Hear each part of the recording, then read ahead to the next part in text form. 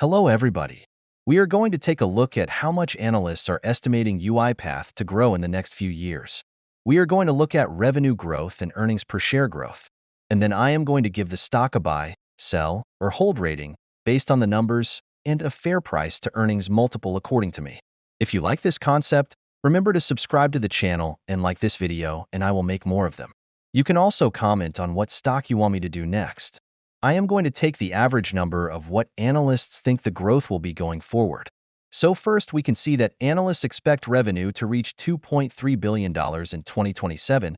That is an average revenue growth of 13.6% annually.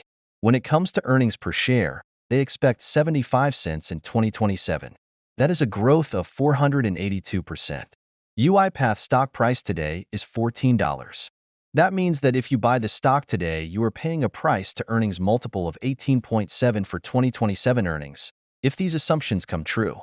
I think that is too cheap for a stock that are expected to grow pretty fast in the next years. I would say that a price to earnings multiple of about 30 in 2027 is reasonable. So if we take 75 cents times 30, we get a stock price of $22.50.